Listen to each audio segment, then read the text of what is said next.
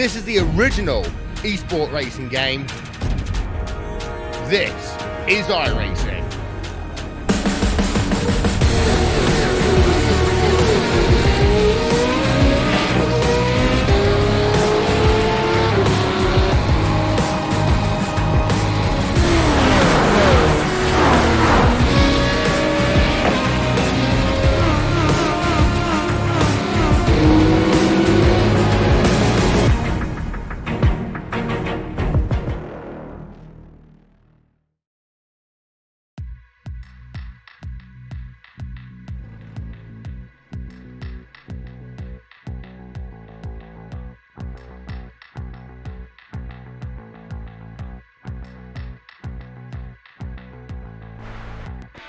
Live tonight from the virtual Auto Club Speedway, we say good evening, sim racing fans, and welcome to round number 6 of the 2019 Ricmotech Cup Series right here on your home for sim racing at the iRacing Esports Network. Welcome into Southern California and up into the LSR TV broadcast booth, where myself, Evan Pasoko, along with Steve Bone Steel, are with you for the call tonight. As always, our director downstairs is Hugo Louise. He's pushing the buttons, tweaking the dials, and bringing us to you this evening. And coming off of an exciting one just a week ago, Steve, Bryce Senesac, our race winner from the Brickyard, brings us into tonight, and it is a completely different ball game as we're racing under the lights.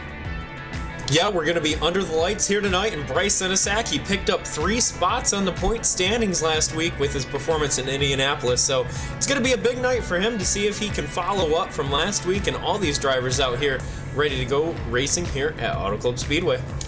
Qualified, all set to go. The cars are on pit road, so let's go trackside. Take a look at tonight's LSR TV starting grid. Pole position in this one belongs to the 73 of Alan Fox, and what a lap it was.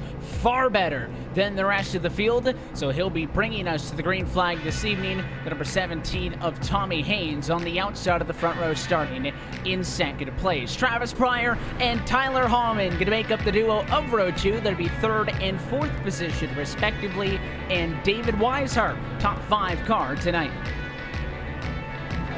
And right outside that top 5, you've got Randy Perdue in the number 5 machine, followed by Michael Mueller. He's going to be rolling off there right behind him, followed by Jay Pryor, Adam Eisenhower, and then Rob Haynes to round out your top 10. Continuing on through, M. Scott List Rambler starts 11th position. Mike Franklin going to be with the 106 starting in P12. John Wimbish starts 13th tonight. Dalton Accountants 14th as the field begins to roll. David Elliott at 15th. Davey Hendricks P16 with Mike Rominger 17th. Ed Morris at 18th. And back on row 10, it is Jerry Glenn and Joshua Gillen to round out the field through P20. And then going to be rolling off in 21st position is Darren Clement, followed by the number 66, Bobby Tinch, then Michael Thwaites, and then John Sterling. Bryce Senesac starting towards the rear of the field again here tonight at Auto Club Speedway. And then rounding out the field in 26th position is going to be Nick Hunt and the 00 machine. Look top to bottom at your LSR TV starting grid. Steve, let's talk a bit about this virtual Auto Club Speedway. 2 miles all the way around compared to the 2.5 mile track we saw a week ago at Indianapolis. 14 degrees of banking, but they are wide, sweeping corners. And with this package, it is going to be an absolute barn burner as we get set to go racing tonight. It's a long one, 115 laps on the scoring pylon.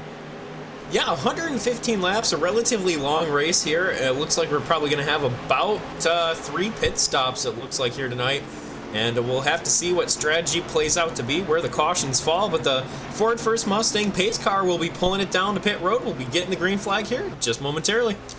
Happy you're with us as always on a Thursday night here on LSR TV at the iRacing Esports Network. Let's go racing from Fontana. Green flag in the air for Alan Fox. It is a good jump for your pole sitter on the inside line. He'll pull about 3 car lengths over the rest of the field into one as they finish getting up to the gears and try to get up to speed on this opening lap. Top 5 single file out. Yeah, they're going to single file out, and here with this new package here that these A cars have, you're going to see them blocking. They're going to be doing the weaving, just like we saw last week, because the draft is stronger than ever here. You see the top 3 bumper to bumper going into turns 3. Side by side, this battle sees the 52 of Hallman on the very outside line. Not much support there. Now teammate David Weishart, your championship points leader. He'll jump up and actually get on the bumper there. Don't be surprised if you see them push, and they do, down to turn number 1. Bump drafting these cars up to about 184 miles an hour, but they topped out at that time into turn number 1. But the inside still the place to be. It's Fox pushed by Travis Pryor. They'll clear all of this chaos off the 2, but the 81's going to make a move to the outside. He'll challenge for the race lead, and Fox will have to defend down low as the field comes back into turn 3. Everybody top 10 still on top of each other. Not a lot of separation yet. Yeah, we were single file there for a moment, but right after that, we go 2, even 3 wide there towards the end of the top 10. We got drivers jostling for position all around the track right now. We'll have to see what Pryor does on the high side there with a little bit of bump going into 1. He's going to use that side draft coming off the corner and that high side momentum to see if he can't go door to door with Fox down the back straightaway.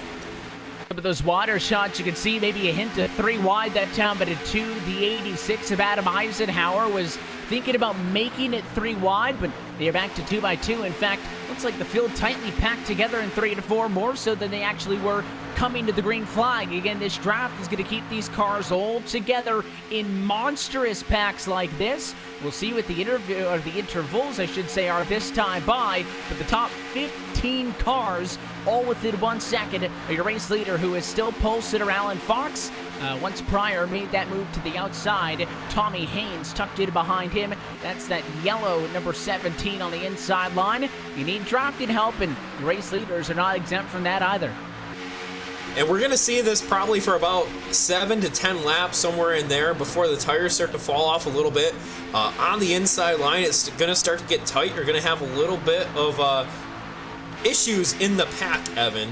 When you're that third car, you've got that big run down the straightaway, you go into turns 3 or turn 1, you've got a lot of speed and you don't have a lot of downforce, so there's going to be a lot of checkups and the field's going to start to single file back out, but we're side by side. You got Haynes down there with that run. The 81's hanging tough on the high side, but right now he takes a really high line through 1 and 2, and actually that 73 of Fox, he does get a little bit of a breakaway, but you see that draft pulling everyone back together down the back.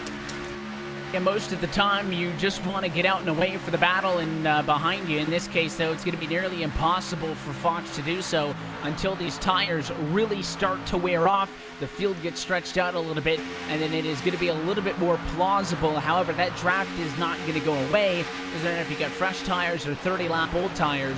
The draft is going to keep drivers within striking distance of one another. Fox still working the inside. Thought maybe Haynes was going to peek down there. Doesn't happen. So side by side for P2 is going to be the fight. Pryor back to the outside. But behind them, Weishart and Hallman side by side for position. Muller, you got Purdue, Wimbish, Rambler, all these drivers packing themselves into the top 10 here. 3 wide in the back there as it's Rambler to the very outside at a 57 Ford Mustang. Not finding a ton of grip, though, on that very outside line. It's going to be interesting to see how the lines end up shaking out here tonight. I really do predict that middle line to the high line is going to be the way to go through the field. But you're going to always almost have those leaders down on the inside protecting it there. So we'll just have to see what rubber's in, what doesn't. Without the sun here, the track's going to have a lot of grip. The track temperature's down compared to what we'd have today, but we're going side by side. Here comes Pryor to the outside of the 73, going into turn 3. He's going to go down to that inside line as much as he can, try to steal the side draft, and they're going to be door to door coming down the front. It really has to rely on that side draft because it doesn't have a ton of help. The race to the line will go in favor of the 81 that time. Pryor with a nose leads the completion to lap number 7. And here's a big change. That 17 to Tommy Haynes has stepped up the racetrack. I was about to say, I don't think Pryor's going to be able to get the job done on his own with Fox having the drafting help. And now it's a role reversal. Haynes to the outside. He'll push Pryor down the back straightaway and into turn 3. And that should clear Pryor as the 81 car now goes to the race lead. Fox will try to drive it back in, but just too tight on the inside line, and it's a new race leader out of 4. Travis Pryor takes it. Yeah, he's going to get that lap led there. He did last time by as well, just by a hair. But that was what I was getting at, Evan. That outside, that middle line is going to have a lot more momentum than the inside. And with this new package, momentum is everything. You have to step out of the throttle here. It takes a lot more to get that car back wound up. So with those cars in that middle line, they're going to be able to keep that momentum wound up as we're going 3 wide again with the 52. Hallman down the middle there, splitting the gap between the 27 and 56. He does clear the 56, and it looks like that 52 of Tyler Hallman is going to try to work his way up to the front, but we'll have to see how he deals with traffic here as we are side by side for the lead again. And something tells me this isn't going to change anytime soon. It has been very impressive how well this 17 machine of Tommy Haynes has been able to make the lanes work for a lot of these opening laps. He was behind pole sitter and race time leader at that moment, Alan Fox. Then he went up, pushed Travis Pryor around, and now he's trying to make his own charge on the inside line, and with a pretty valiant effort of it, but Fox has dropped to third, moved to the outside line in that purple number 73 car, and they'll try to work around the outside now. So you do have this core group of 3, 4, 5 drivers that have been in this thing from the start. But you mentioned it at 3 wide, Steve, the 56 of John T. Wimbish, and he got real tight. Didn't really gain any spots from that, but he's up 5 from the start of the race. Somebody else like a Mike Franklin, some of those guys started outside the top 10 but are trying to make their way in. We are starting to see, though, a little bit more separation as the tires start to wear off. So you want to get in this lead pack, don't lose contact with them. It's going to be a long race if you start to fall back and get stuck in those second and third packs that might end up way off of the race leaders, depending on how long this one stays green. 5 cars still all on top of each other for the race lead, but it is the 81, the advantage on the outside. Yeah, the entire top 10 is still about 1 second within each other, so it's still pretty tight up throughout most of the field. But we have drivers that are starting to fall back, and as the tires wear, you're going to have a lot of issues here trying to drive it into the corner deep. As the 17, Tommy Haynes, he looks to the inside, still on the number 81 of Pryor, but unfortunately not going to have that run. You see that 73, it kind of looks like he's struggling on exit of the corner, as the 33 of Weishart's going to be right on his bumper that entire time. As the 73 gets into the corner, he's going to be right there in the back bumper of the 81. He's going to really have to let off because you're going to get aero tight coming into the corner. You're not going to have that downforce on the nose. And you really got to be careful because you'll find yourself into the outside wall pretty quickly here if you don't let off enough. And it's going to be challenging here to manage that, especially as tires wear, as we're still side by side throughout most of the top 10. If you were hoping for a long, drawn-out race with some strategy and thinking it was going to be an easy night, I got news for you. You're going to be white-knuckle elbows up the entire time. 13 laps into this, we haven't seen the battle for the race lead get any further than 2/10 between the top 2 cars at a racetrack, and for most of these laps, they've been side by side. I still think the outside's the better place to be, and Pryor's been doing a good job up there, but at 17 to Tommy Haynes led the last time by the line, and in fact had a really good corner that time in 3 to 4. He'll lead it at the start-finish line almost by an entire car length. It'll be fun to see if the 81 can drive back in on the outside to stay with him. He's doing his best. The 82 on the outside there, mid-pack, just got clipped. We almost had big-time trouble there mid-pack. Sorry to cut you off, Evan. Mike Franklin got clipped. It looked like a little bit of 3 wide going into 1 and 2, and huge save out of that number 82 machine, or 86 machine, as they are mid-pack right there. That was a great save by Franklin. He got hit by Wimbish. Wimbish tight in the corner. We were just talking about that car getting tight in an earlier battle a few laps prior, and it does nearly bring out a caution flag, but a good piece of driving by the cars back there mid-pack to keep this one green.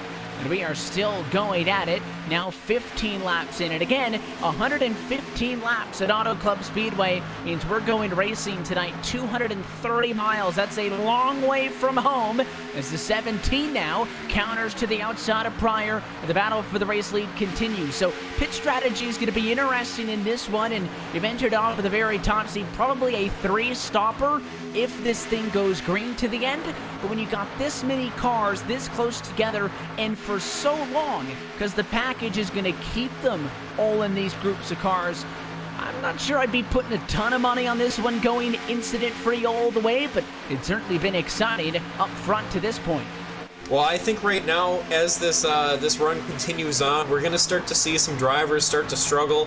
I just saw John Wimbish. He scraped the wall gently there in the back of that top 10. He's running 10th right now in that 56 machine. With that little bit of contact we had in the big save, we've had a number of drivers have to actually make that save because they're so tight here. Everyone's right on top of each other, and right now I'm watching Alan Fox in the 73. He's actually fallen all the way back to 8th position right now as Wimbish is looking to get around him. So Evan, it's one of these races where I think if you get jostled out of position into a line that just doesn't have the momentum, you could be in a lot of trouble here. And we'll just have to see what that number 73 can do, because he led some laps. He was right out front, and now he's fallen almost out of the top 10. As soon as he got back into the dirty air is when the issues started. He did have a brief opportunity to fight back at the outside line, but if you're up front and trying to work both lanes to defend the race lead, that's certainly one thing, but trying to fight through traffic is an entirely different challenge, and my concern would be for him, he's nearly a second off your race leaders. That's fine now, because that lead pack is still huge. But I gotta think at some point, if not at least by the time we get to green flag pit stops, if we do see them coming down and pitting, it'll certainly string this pack out, and that's when you find yourself stuck a half a second off. And again, it's going to be nearly impossible to make up those kind of intervals if you've got cars behind you, because you're never just going to be able to go out there and hot lap. If someone's behind you, they're going to be up on you, and that's kind of how you get stuck in a vicious cycle of nearly always battling to try to either gain or defend a position. It is kind of what makes this 2019 package, though, so exciting. To battle for second position right now, it's Mueller in the number 27 car, the 52 Hallman. Hallman just lost out on this spot last time by. 27 again leads that time at the start-finish line, but the 52's got some support. Pryor tucked up in line. The 57 Rambler there also. They're not really pushing as aggressively, Steve, as what we saw in those opening laps, but you can definitely see these cars are stacking in the lines here, using the draft, and there's a nice crossover as Hallman goes to the inside of the 27. Yeah, they are battling up at the front like no other here. For lap 19, honestly, Evan, this kind of surprises me, but this is what the new package is. You really got to drive it the entire race. There is no letting off, especially if you want to be at the front of the field. You can kind of try to save your tires, but unfortunately, if you get mired back in traffic, it gets really tough to pass. As right now, we're side by side for that second position. Here comes the 52, a Hallman down on the inside.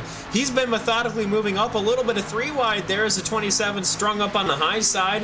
Mueller's going to lose those spots, and he's actually very quickly going to fall right out to the back of the top 5. That's how quickly it could happen, so the 27 will recover, and he's actually going to be able to fight for that last spot in the top 5 as Rambler's way down low. And the 27 should be able to get a good run out of 4. Too high, he's into the outside wall. So is Rob Haynes. The 29 is on his lid. And in a shower of sparks, the first caution of the night comes out. Rob Haynes in all kinds of trouble. And that it'll come spinning like a top to his rest right at the start-finish line. And that's not going to be any good for Rob Haynes as we get ready to queue up the replay. You saw the 27. He caught the wall in front of him. That was Mueller. And then 29 followed him right up into it, Rob Haynes. And then he goes on to his lid, slides down about a quarter of the front stretch there. And that number 29 FEG machine, unfortunately, I got a hunch that's going to be the end of his day here at Auto Club, Evan. Yeah, just a tough break. He followed Mueller into the outside wall. Also a good bit of damage on Dalton Cowden's machine, who had nowhere to go. And tell you what, not every race that you see a race car slide on its roof like that a couple hundred feet. You saw it on the replay all the way from the exit at corner number 4 to the front straightaway there, where most of the drivers like to do their burnouts at the end of these races. And that FEG PC machine is absolutely obliterated. Of course, forced to take the tow down to pit road. With that, though, pit road's open for the first time tonight. 20 laps into this one, expecting the call to be 4 tires for everybody. It's Haynes, the first car in. We'll see who can make it in and out without mistakes. Yeah, this pit road here, relatively similar in length to what it was at Indianapolis. Very important to make sure you get in and out, no problems. There is no access road here, but you still do have to navigate with the exit route you have. but it looks like right now everyone makes it into their stall. They take it relatively calm. The 73 there, I was watching Alan Fox get into his stall. He took it really calm, but he still somehow slid through it. So it's going to be a slow stop for Alan Fox, and I think he's going to lose some spots here. But at the 52, he does make it off pit road first by 1.5 miles right there, Evan. So Tyler Holman with a great stop here on pit road. That was impressive. Came down to pit road, scored in second position, and I saw the small mistake on a pit road by the 33. But other than that, I didn't really see the other cars in the top 5 have a ton of issues. He was just up and on it. So Hallman will go to the race lead. Ramler also picks up big. The 57 car leapfrogging his way into the number 2 position. Again, all of these drivers on the same strategy call, taking 4 tires and fuel. It does look like, though, the 17 of Haynes is going to be given that spot back once they blend it into traffic. So it'll be a swap of the cars on the front row, and Tyler Hallman looks like he'll be the one to bring us to the green flag. Just waiting to see if the 40 of Joshua Gillen is actually going to stay out, or if this car is headed back down pit road. There's the dive for the 40. So Gillen was the only driver who stayed out not to come down pit road. He is in this time, and it will indeed now cycle things through to put the 52 car on top. And Evan, the reason I knew Gillen was coming down pit road was because last week at Indianapolis, that number 40 machine tried to gamble on strategy. It was very tough on that number 40 machine last week, and I have a hunch he learned that lesson. Unfortunately, here on these longer runs with this new package, you can't do what you used to be able to do. It is just so hard to maintain on old tires because you have guys with the draft that are going to be going to the inside or the outside, and if you have drivers to your outside, you're going to push up into them so easily on old tires that you get out of the throttle. And what I was talking about earlier, that momentum is so important. And unfortunately here, if you have to get out of that momentum, you've got 2 very long straightaways, and you're going to lose a number of spots, Evan. Just like Indianapolis, not as much, but this track is a momentum track. If you have to break that throttle, it is painful to watch the drivers to get that draft and dive under you down the front and the back straightaway. And that probably influenced the handful of cars that we saw push up too high in turn 4 and get into the outside wall. Of course, if you back up a corner properly and you feather the throttle a little bit on entry, that's fine, because you're building all of your momentum back up into the corner to get that big run off. And it's always been true at big racetracks like this that momentum is critical, but again, especially with this package and the lower horsepower, big spoilers that keeps the cars together, if you got to get completely out of the gas off of turn 4, the way that they've been racing so far tonight, you'll be lucky to stay within 10 car lengths of the battle that you were once a part of. So that's the margin of error, and you can see what happens when you overstep it, even by just a couple of inches. Lights out on top of the iRacing.com pace car, so restart going to do up. 24 laps complete, just inside of what'll actually be, I think, when we come to the green flag, 91 laps to go still in this race. Long way from home. This is a little bit of an early yellow, though, Steve. About 10 to 14 laps, I think, shy of when we were expecting the cars to actually come down pit road. So I'm not entirely sold that they'd be able to make it to this point to the end on just 2 stops like they would have been able to if they made scheduled pit stops at around lap 30. So I'm thinking we're still in a 3-stop window. That does kind of blur the lines a little bit on what the strategy calls may be. We'll see if we get that far. It's now to be another excited restart, just like the first one. 25 cars still on the lead lap. Yeah, with 25 cars still on the lead lap, you've got a lot of drivers now. They've got a feel for how these packs are going to be, what you got to do to make those passes. So we're going to have to watch this restart carefully here as Tyler Hallman in the number 52 is going to be leading us to the green. We have the 17 of Tommy Haynes, followed by List Ramler in the 57, Travis Pryor, and then Michael Mueller. That's your top 5 here, as the Ford First Mustang pace car will be pulling it down pit road. Let's just watch this top 10 and see what we get here as this restart gets ready to go going. Pace car to go down and in. Tyler Hallman's going to be able to dictate when this race starts. We'll see just how big of a jump he gets. The 52 car holds and holds at pace speed of 70 miles an hour. Now he puts the right foot down. Green flag back in the air. but he isn't going to get a ton of separation. Maybe not the worst thing, though, Steve. Your conventional wisdom would tell you want to get way out in front of the field, but here it's just going to lead them to suck back up on you. And look at the move to the inside by Scott Ramler. He'll take over the race lead. The 81 car up prior to the inside also, as Tommy Haynes just did not find speed that time on the outside of 1 and 2. Now look at the number 81 machine looking out to the outside. He's going to try to get that run as the 52 is on the high side. He's going to go 3 wide. He's losing the spots quickly. I have a hunch he's going to fall right to the back of this top pack here as we're still side by side. The 17 of Haynes. He's going to give the 57 a little bit of a push across the line. Ramler gets his lead lap there.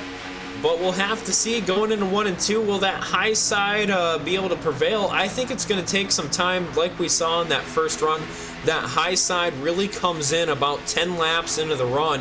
When the tires are a little bit worn and you have to crack the throttle on the inside, you're going to have that outside line be the place to be. But right now we're double file through most of the top 10. Evan is the 17 there. He runs out of space. And here we are going side by side again, looking 3 wide. Weishart on the inside, coming down the front. Yeah, just another awkward quarter by Tommy Haynes, not able to carry quite as much momentum as the cars around him. And as you see, Pryor go to the outside of Ramler for the race lead. Weishart also in the 33 to the inside of Haynes in a fight for second. So we're 2 by 2, about 7 rows deep. But Ramler on the very inside at the front looks to clear the 81. Yes, he does. But a crossover to the inside as Pryor's going to bring it right back to him. Nose to nose now. They go into turn 3, and we'll see if the 57 tries that same move, but it looks like Pryor's got it with a great defense of the race lead. And Pryor had one heck of a week, or one heck of a race last week at Indianapolis. At one point, he was well outside the top 10, and then with the cautions we had at the end there, he was able to make his way all up to the top 5 finish. But we're 3 wide for the lead. David Weishart with a big dive to the inside line. Ramler on the high side there's going to crack the throttle, and then you got 81, the Pryor machine there in the middle. Somehow, some way, clears both of them. He's going to give a block to the 33 down the back. We'll see going into 3. Here comes Weishart to get all the way down to the apron. A little bit of contact, perhaps. And geez, Evan, we are tuning up the pace up here at the front of the field. Yeah, well, they're roughing each other up. That 57 Ramler saying, all right, I'll just go on by to the race lead. He leads that time with 28 in the bank now. With all that door banging between Pryor and Weishart, almost took each other out of this one. It is a very early left, though, for the 57 Ramler, and it'll cost him the top spot. Pryor goes back to the lead position, and he will not go all the way up to the outside. He'll actually stay low, pull the 33 with him. Weishart to the inside, though. It is a very shallow entry. Can Weishart make it stick on the inside line? So far, so good. An impressive challenge, but the outside just too much to handle as they use that banking of 14 degrees essentially as a big runoff of the corner. This racetrack, though, in particular, Steve, compared to some others, has a lot of banking. Oh, and there's a big problem. It's all of the race leaders as the 33 of Weishart got tagged and took everybody else with him. Oh, as we get ready to queue up the LSR TV replay here, that was definitely a lot of problems in front of the field. The 17, Tommy Haynes, he went to split the gap in the middle there, and it looks like just the slightest contact coming into 1. It clipped him, and then he started going around, and obviously it took out a number of drivers there. Oh, Evan, I see a lot of those front runners that got taken out right there, and that's got to be frustrating. That is so frustrating as a driver with this new package. If I had a number 1 chief complaint with this package, it would be that right there. When someone else makes a mistake, it is so hard to avoid. Everybody else trying to just get around it, Evan, and now we have about 5 cars that's going to be taken out of the field. Yeah, and some of those were top 5 cars, as a lot of them on the outside line get piled in, and it's always been that if there's a caution flag and an incident, especially up at the front of the field, right off of a restart, that your chances of avoiding it, let's just say, are not the best. However, again, with this package, it's like it's the lap off of a restart for 15 or 20 laps. So the chance that you get involved in something's a lot higher, and that's just luck of the draw. Cars on the inside survive it, get on through. The cars on the outside are torn up. And with our second yellow of the night coming at lap number 31, this now does kind of reset our fuel strategy, thinking that if everybody comes down this time, it would be 2 stops to the end of the race from here. I don't see why we wouldn't see everybody come in for service. We'll find out as Pryor looks like he's coming. Yeah, Pryor's going to bring the field down pit road, and right now as Travis Pryor does that, he's probably talking to his crew chief, and his crew chief is telling him, I think, Evan, he's going to be really close to taking over the points lead from Weishart.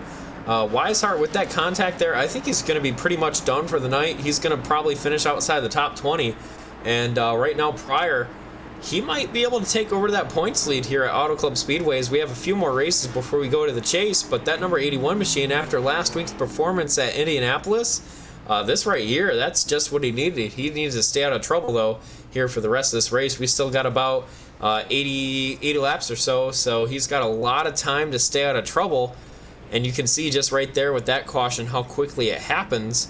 Well, right now, Travis Pryor is going to be able to pull it off pit road. He's going to be first by a little bit there, and we'll see how we stack up for this restart. But dang, Evan, that happened so quickly here at Auto Club. That was what I was just about to get into. You have these big packs, and especially at the front of the field, if someone makes a mistake, you get in trouble real quick, and it's hard to check up because you're right on top of each other. Yeah, a lot of those fast cars now find themselves just trying to stay in this race by going to the pit lane and getting service, but I'm expecting for the next restart at least half of the cars inside of the top 5 to be cars that started this race outside of the top 15. Just the nature of those guys making moves, getting to top 10 spots, but then also a lot of fast race cars take it out in that most recent incident in turn number 1. You mentioned the chase, and let's talk a little bit about the points picture coming into tonight. It is round 6 of this Ricmotech Cup Series, and of course it is a 10-race regular season. So after Indianapolis last week, we marked the halfway point of the regular season. Coming into tonight, David Weishart is your championship leader. He is a healthy 42 points above the cut line, but only 7 above Alan Fox, who's second in points. Bryce Senesak, Tyler Hallman, Travis Pryor, along with David Elliott, Rob Haynes, Tommy Haynes, Michael Mueller, and Joshua Gillen are our top 10 cars, but the top 12 are those who will make it into the chase for the championship. There is no win and you're in. You have to point your way through these opening 10 weeks, and that's when we start to look down to the cut line. Somebody like a John Sterling and a John T. Wimbish actually tied for 11th and 12th right now. They're only 3 points ahead of Gary May. That is nowhere near safe with still 5 races to go. So I know it might feel like being halfway through the regular season that we're awfully close to finding out who our 12 drivers who will fight for the title will be. But if you ask those guys, they know it is still a long way to go.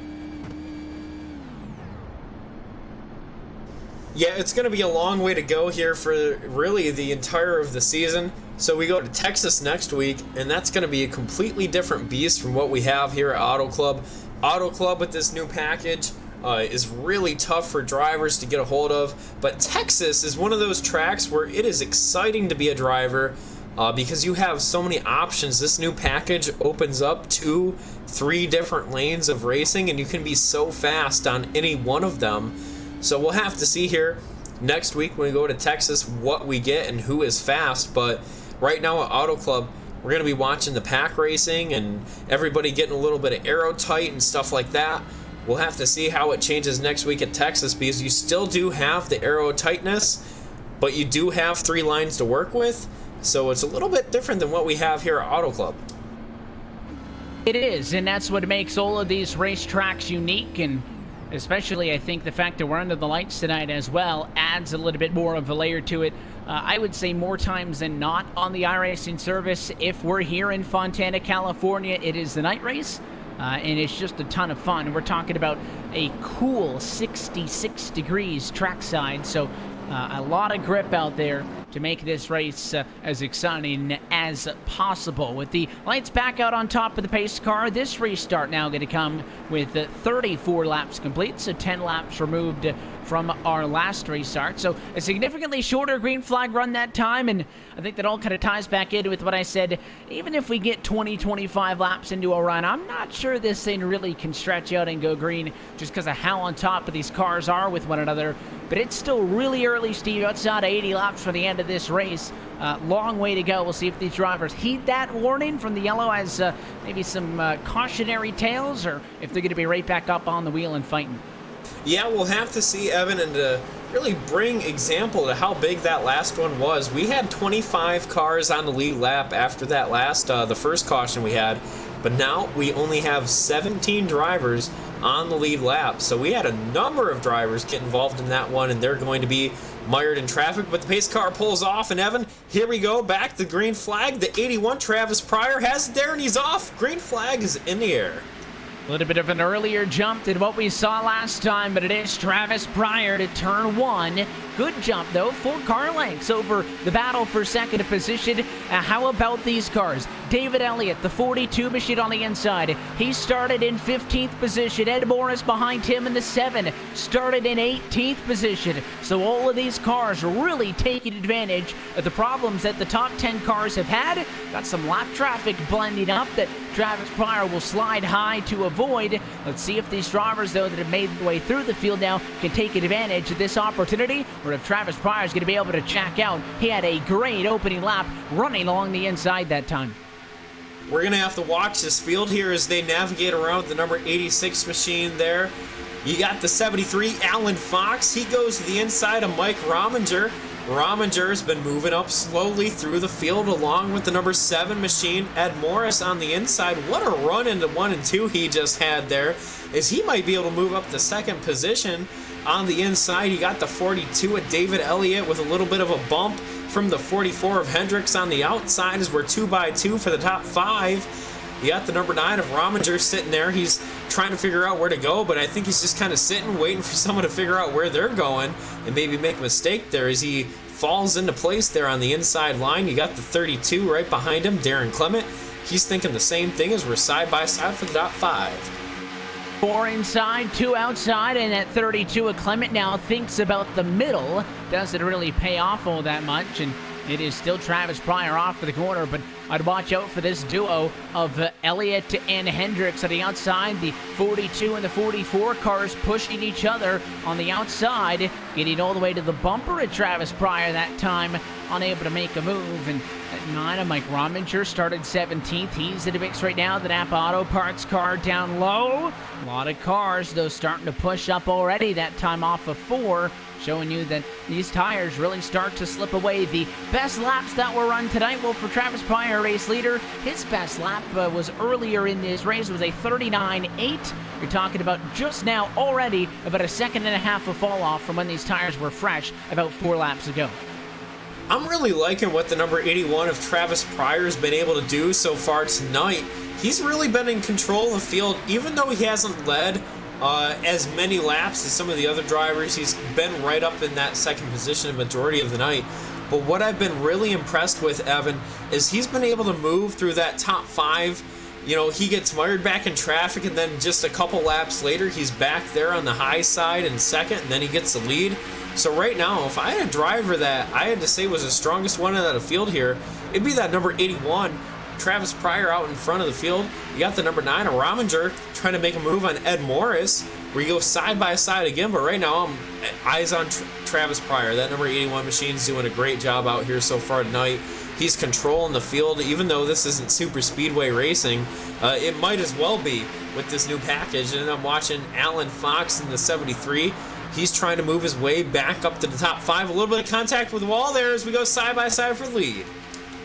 It's almost a more difficult plate track because you still have the drafted, all of that matters, but again, you can't keep it always flat-footed. You're talking about just a fraction of the banking that you have at those racetracks like Daytona and Talladega, but an impressive run for Ed Morris as he puts his number 7 car out to the race lead. Top 3 single file out for the moment. David Elliott fighting side by side with Hendricks back behind, but here's a play for P1. Pryor going to go back to the inside. He has been oh so good on that inside line, and it'll be what puts him back to the race lead. Made that one look easy. I know the 7 of the 9 cars aren't going to go away, but Travis Pryor seems to have a really good handle on this package and is able to make that race car do exactly what he wants. We see other cars try to drive it in with, again, a very shallow entry, not a lot of bank, and they can't get it off of the corners. Pryor seems to be in control all the time. Does he slide up in front of the 7? No. Later in the race, that might have been a different outcome at a 2, but the room's there, so Morris comes back, and a little bit of a 3-car battle now as Rominger watches on from behind, not, though, willing to force the 3 wide yet. Yeah, Rominger right now in that number 9 machine, he's just kind of sitting there biding his time, trying to figure out what he needs to do as a little bit of a block comes out of Pryor to the high side. The number 7, Ed Morris, is going to sit there behind him, and then number 9 is going to fall in as well. But it looks like the top 5 is starting to single file out here. We're getting to the point of the run where the tires start to get a little bit worn out. You're going to see some of the drivers that maybe overdrove it a little bit. They're going to fall back out of the top 5 to the end of the top 10. But right now, I'm watching. We still have side-by-side in the top 10.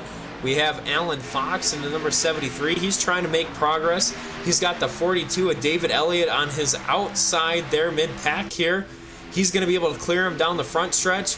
The 42, Elliott's going to give him a push down the front.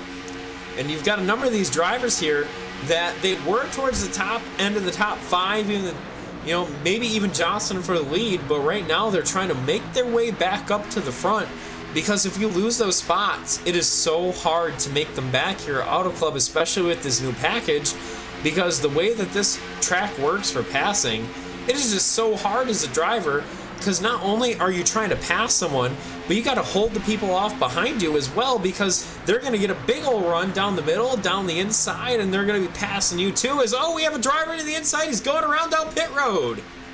No caution so far as we stay green. It looks like it's not going to get anybody else involved, and we will continue. It looks like it was Jerry Glenn who spun and came down onto pit road. He smacked the pit wall from P7, but there is no caution. We will stay green, and I think he actually might have got that car slowed down as to actually avoid a speeding penalty. I don't know if that spooked the cars up front or what, but all of a sudden, a lot of single file inside of the top 5, and of course, if they're not going 2x2, this is what you expect to see, Steve. This single file line, a car snake into the inside and to the outside. Everybody trying to stay in the draft to one another, and it's all kind of part of the plan now. I think Travis Pryor realizes, as the race leader, I'm just not going to be able to go out here and lead every single lap. You just can't really do that with these cars. Might be able to lead on the long run, but at least early, cars are going to get runs, that's fine. So we haven't seen a lot of that blocking.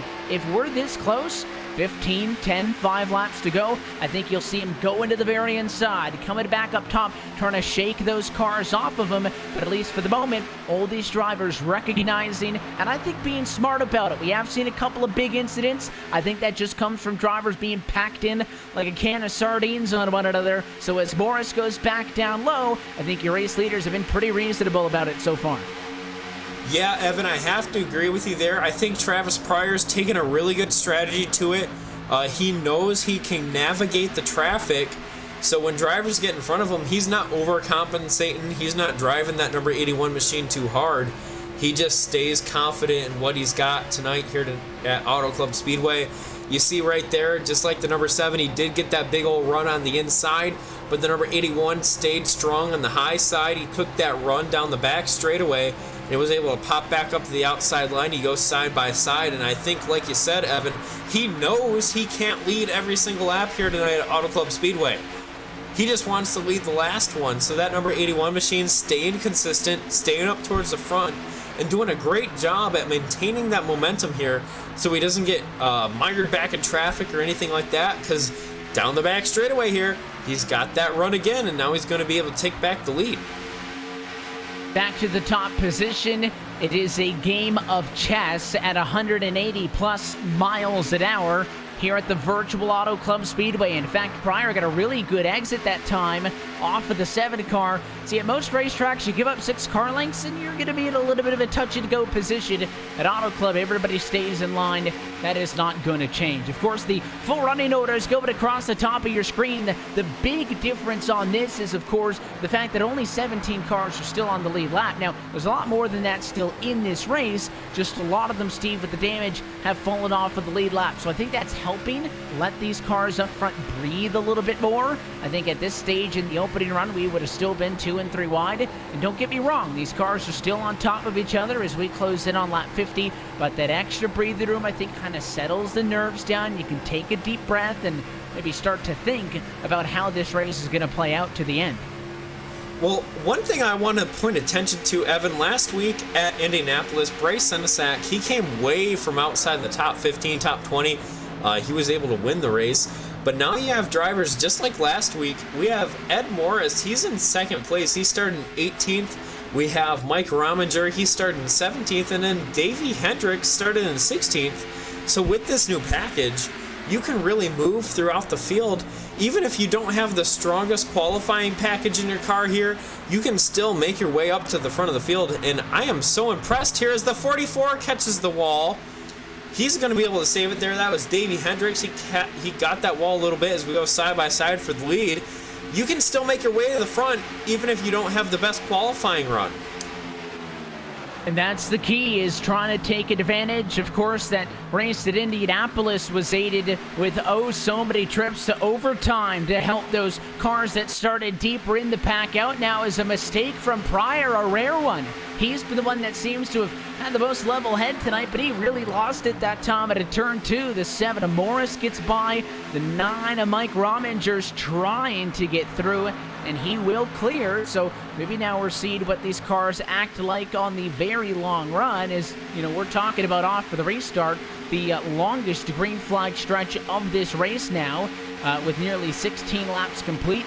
Pretty much matching the run that we saw at the very start of this one. If it's to stay green, we're thinking lap 60 or so. Lap 90 or so would be the 2 trips down to the pit lane. That would give you enough Sudoku race fuel to get to the end of this race. But, of course, nothing is guaranteed, as your top 3 are really doing their best to get some separation over Alan Fox P4 and everybody else still lined up behind them. Yeah, Evan, I'm kind of interested by the line that the number 7 machine of Morris is running. It's a little bit different than what we saw at the front of the field. Coming out of 4 right there, he was right down on the apron, and it seems to be working, so I'm not going to say he's choosing the wrong line, but that number 7 machine, he goes into the corner really hard, and he seems to be able to drive it off pretty hard too. So it's that middle of the corner where he seems to be backing it up, and he's able to hold everyone behind him. So that number 7 machine of Morris, he's doing a good job. I'm just interested because that's the first time we've really seen anyone out in the lead doing something different from what we've seen so far. And the number 81, he's been in the middle line. You know, everyone else been up towards that middle line, up towards the front, but that number 7 machine kind of maneuverable throughout the entire width of the track, Evan. And that's really what keeps you busy, is it's inside to outside, and it is a kind of a very gentle entry into the corner here. You toss somebody onto the Iowa Speedway, maybe Steve, with no experience. I think they're going to turn in way too early. You got to stay high and work it. Just because it's such a long sweeping corner, you don't want to apex too early, or you're really going to have problems trying to get that car turned and get off the corner. But it's everybody doing the same thing, all the way on the bottom in the corner, all the way to the outside. You might think watching them run single file like that it makes it a single file racetrack, but it's not. You can step down a lane, you can step up a lane. All of those are viable options. The main reason you're seeing everybody kind of follow right in line is, again, trying to keep the draft. It's so valuable at this racetrack. It's always been. And then taking a look right now, we got drivers like Alan Fox right now. He's in the number 73 machine. He's in 4th position. For a little bit there, he was in the top 2. He led a couple laps. He was able to stay out front. Then he got shuffled back in traffic almost outside the top 10 by that number 73 machine. He's going to be sitting there right behind the number 81 at Pryor. He's in 4th. He's sitting there. He's looking good right now. The number 7 of Ed Morris, he's in front of the field as we go side by side for 2nd position as Travis Pryor goes on the outside of Rominger going into 1 and 2. And it looks like that number 81's got a good little run there. He's going to kind of pinch the number 9 a little bit to the inside. And he's got the run. Now he's going to pick up the draft of the number 7. He clears him down the back. And that right there, that's how you got to move through traffic. You got to just use that inside line. You got to pinch them down a little bit. Make sure they break that momentum. Then you got to steal the draft of the car in front of you there. As number 9 almost is able to make a run back at it coming through 3 and 4. He's not able to do it. And here comes the 81 down way to the inside on the front straightaway on the inside of number 7. Here comes Morris looking down the straightaway, and he blocks them, and they fall back into line going into 1 and 2. And it takes a lot of trust as well to have that mutual respect and faith of the rest of the cars around you. There's 6 different series of racing under the Extreme Motorsports 99 banner. This Ricmotech Cup Series and LSR TV is just one of them. So all these drivers are pretty familiar with one another. Any given season, you might have a couple of new faces come in, and you have to learn how that driver races and build that dynamic up. But Steve, for the most part, everybody in this series is very familiar with one another. They've been racing each other for many seasons, years even, and they know, listen, I'm going to pinch this guy down. He's probably not going to appreciate it, but I know he's not going to take me out. And there's that give and take, because you know that when he does the same thing to you, it's going to come around. So all of these drivers know that they have to walk that line. You got to be aggressive while not overstepping the line, and we've seen a lot of that give in this race so far. Of course, now that we take the halfway point, we might see less and less of that as the race goes on. When you start talking about drivers taking from other cars, it's a little bit less friendly, and that could lead to some issues. But 57 laps down, we're halfway home from the Auto Club Speedway. So let's take a look top to bottom at our Ford Entertainment Group midway race break. That time by Ed Morris was in front at the stripe. The battle with Travis Pryor continues as those two go at it for 1st and 2nd spot. Mike Rotminger sits just behind them in 3rd. Your pole sitter Alan Fox has actually picked it up quite well on this run. He's in 4th, and Mike Franklin rounds out your top 5. Darren Clement right now has scored P6. Davey Hendricks and David Elliott behind him in 7th and 8th position, with Tyler Hallman in 9th, and Michael Thwaites rounds out your top 10. Just outside the top 10, you got Randy Perdue in the number 5 machine. He is running there in 11th, followed by Nick Hunt. He's in the 00 machine, sitting there in 12th position, followed by Dalton Cowden. Bryce Senesac moving up through the field. He's in 14th. Then Joshua Gillen in the number 40 machine. He is up there in 15th. Jerry Glenn. You got John Wimbish, who's trying to recover there. He's got some damage on that machine. He's the only car 1 lap down. Adam Eisenhower, he is 2 laps down in 19th, followed by Michael Mueller sitting there in 20th. And continuing on through for the rest of these cars that are multiple laps down. You mentioned Dave Haynes and some of the other guys. Mueller 21st is 9 down. David Weishart 11 laps down, still in at 22nd position. Rest of the cars are out. So that includes Jay Pryor 23rd, Tommy Haynes 24th, John Sterling 25th, and M. Scott Liss Ramler in 26th position. That's a complete look top to bottom at your Ford Entertainment Group midway race break. FEGPC has been serving the iRacing community with custom-built affordable computers specifically built and tuned for iRacing. Your PC will come with everything you need preloaded so you can get racing as soon as it hits your doorstep. Get yours today and join the 600 plus iRacers already enjoying a Ford Entertainment Group computer. PCs to fit every budget from $540 and up. You can go online to www.fegpc.net and mention code LSRTV10 to get your build quoted today. We've reached that lap number 60 marker, feeling like Steve pit stops on the horizon here at any moment as your race leader is still out on track. Yeah, pit stops are on the horizon, and what I'm watching right now with the leader, Travis Pryor, I'm still impressed with the way that he's able to work the lanes here at Auto Club. He's truly been the only driver in the top 5 that I've seen, no matter what, be able to pull positions no matter what, high side, inside. But we got drivers coming down pit road here, it looks like, and pit stops are going to start. And with these pit stops starting, we'll have to see who comes down and what, because even more so at Auto Club than last week at Indianapolis, coming down with a group of drivers, very important here. If you're on your own, you're running slow. At Indianapolis, even if you were on your own, you could kind of hang with everybody, but here at Auto Club, with the way that this track is set up, you have to come down with a group of drivers. You have to stay with them, or else you're kind of in trouble. So we'll have to see here, as it looks like the 81, Travis Pryor, he's bringing it down pit road. You got the number 9 machine, Rominger, coming down with him.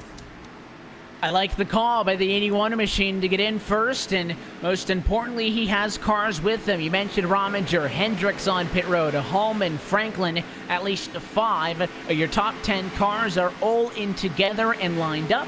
Now it is going to be crucial for them to all make clean pit stops and get out of the pit lane relatively close to one another, because again, that's the draft. That is really going to help you out. But no doubt the call is going to be for 4 tires and fuel. It's the first exchange of green flag pit stops we've seen tonight. Right sides up on all of the race leaders. For Travis Pryor down in pit stall number 3, close to the end of pit road. Left side tires going to go up and on the car as well. It's clean for him in and out. And right on the bumper is going to be the number 9 machine, so well executed for those two. They will string out just a little bit, Steve. That's just the nature of the first car. To get out of pit road, can put the right foot down, get up to speed sooner. So they will string out accordion a bit, but I think they did a relatively good job of staying close together, because again, you do want friends like a plate track. Whereas most cases you would think pitting and getting away from everybody would be the better case. Certainly not the way that these cars work.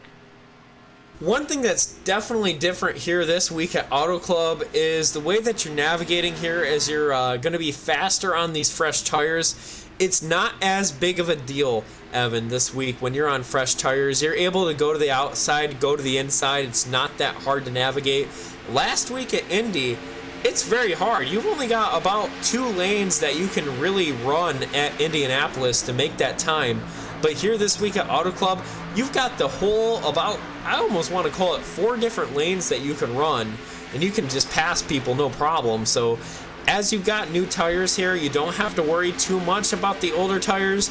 But right now, we're just going to have to watch as the 81's trying to block the 9 machine of Rominger here. I got a hunch this is going to be for the lead once everything cycles through.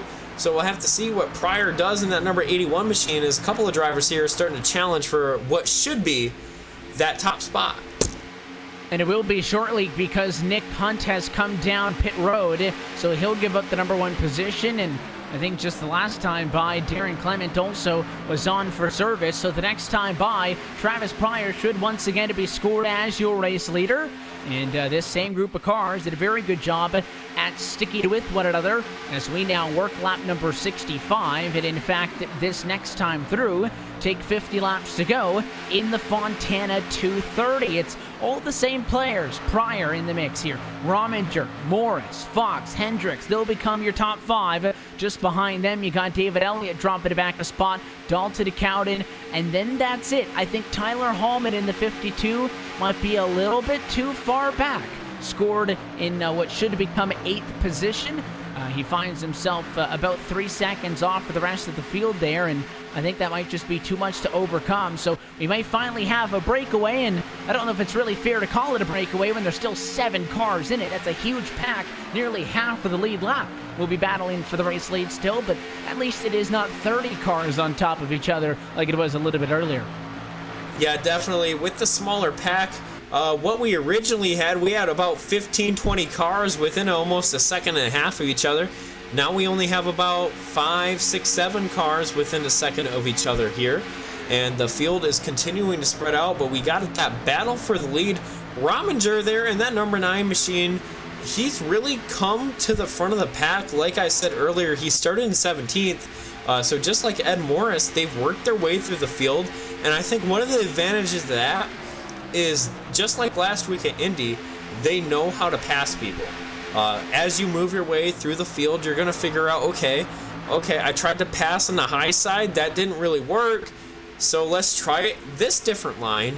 And now as that number 9 of Rominger sits there in second, he's able to take that that knowledge that he's had throughout the race, and he's able to apply it to the leader. And that's something that Travis Pryor really hasn't had to do. He's been within the top 5 the entire race. He's maintained on the outside, but he really hasn't had to do a ton of passing for that first position that he's been in the majority of the race, Evan. And that's a good problem to have. I mean, we did see with our pole sitter Alan Fox that when he actually lost the race lead for the first time and he got back in traffic, it did take him a couple of laps to figure out how to work that traffic, and he actually nearly fell all the way out of the top 10. He's back to P4, so he's obviously figured it out quite quickly. But I suppose if I had the choice to be Travis Pryor to start third and be running first now, or to have had to be either Mike Rominger or Ed Morris, who both sitting second and third right now, have had to pass 15 cars to get to where they sit, I'd take the little bit of an easier road, and that goes to show you that maybe qualifying up front does have its benefits, all with a little bit of luck, though. Again, Pryor was right in and around the battles for the race lead that have led to a couple of incidents tonight. The 81 has stayed clean, and he is in a great position to challenge for the race win in this one. And of course, if Pryor can really make a serious attempt to go for the win here, as the Nana Rominger now dives down to the inside, so we'll do the tango once more, side by side for the race lead. It would be big for Pryor, who's looking for his first win of the season.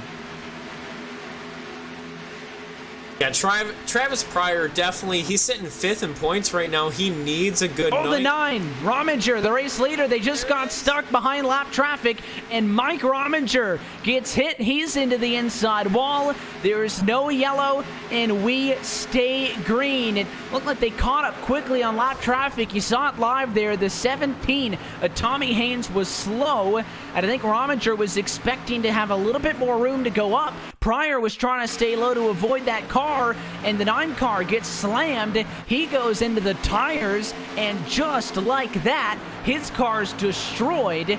He'll try to bring it down to pit road, but Mike Rominger is out of this race, and the 7 of Ed Morris is now your race leader.